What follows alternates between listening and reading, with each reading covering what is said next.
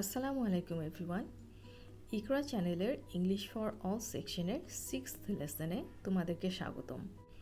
এই সেকশনটির ফোকাস হচ্ছে essential English grammar.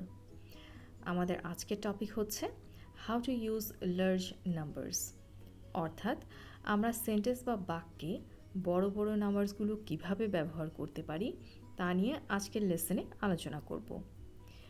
English instructor হিসেবে আমি মিস মোহসেনা সুলতানা তোমাদের সাথে আছি।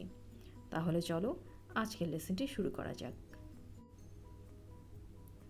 We normally say 100, 1000, a million, অর্থাৎ সাধারণত আমরা 100কে 100, 1000কে 1000 এবং 1 মিলিয়নকে a million বলি। We only say 100, 1000 and 1 million when we want to emphasize the number. আমরা 100কে 100, 1000কে 1000 এবং 1 মিলিয়নকে 1 মিলিয়ন শুধুমাত্র তখনই বলি যখন আমরা এই নাম্বারগুলোর উপর গুরুত্ব আরোপ করতে চাই বা গুরুত্ব দিতে চাই। ফর এক্সাম্পল, যেমন do you know Sharifa own a million টাকা।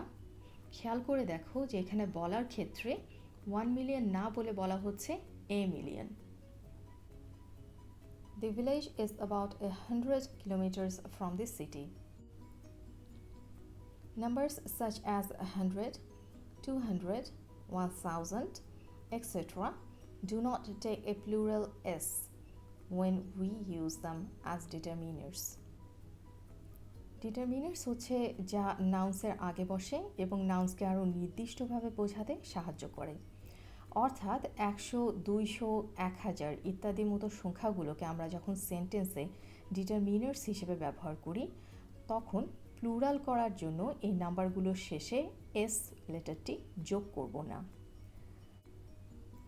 ফর এক্সাম্পল, যেমন There were about 300 people at the wedding ceremony.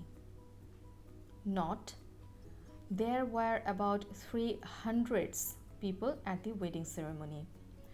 অর্থাৎ আমরা এখানে 300 নাম্বারটিকে পিপল শব্দটির ডিটারমিনার হিসেবে ব্যবহার করছি, আর সেই কারণে এটি প্লুরাল অর্থাৎ 300s হবে না।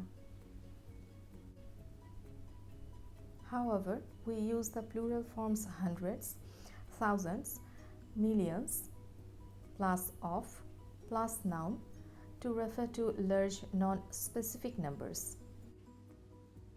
অর্থাৎ আমরা যখন বড় অনির্দিষ্ট নাম্বারস বোঝাতে চাই তখন আমরা 100, 1000 এবং মিলিয়নের প্লুরাল ফর্ম hundreds, thousands এবং millions ব্যবহার করব, কিন্তু তারপর অফ এবং এরপর নাউন দিয়ে সেন্টেন্সে ব্যবহার করব। ফর এক্সাম্পল, যেমন it has happened hundreds of Times. Millions of people live in the city.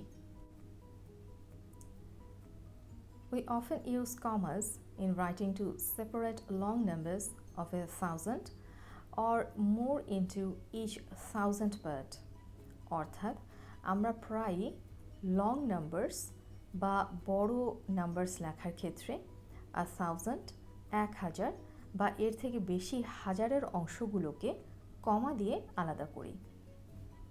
For example, যেমন দ্য হাউস রেনোভেশন কস্ট $1,650 কিংবা $1,650, এটি dollar sign.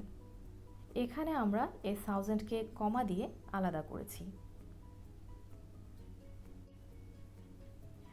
A total of 7 million was spent on the project. খেয়াল করে দেখো এই নম্বরটি লেখার সময় আমরা প্রত্যেকটি হাজারকে কমা দিয়ে আলাদা করেছি। That's all for today. আজকের লেসনটি এই পর্যন্তই। তোমাদের যদি আজকের লেসনটি নিয়ে কোনো প্রশ্ন থাকে তাহলে নিচে কমেন্ট সেকশনে লিখে দেবে। ইনশাআল্লাহ আমি তোমাদের প্রশ্নের উত্তর দিয়ে দেব। তোমরা সবাই ভালো থাকবে। আল্লাহ হাফেজ।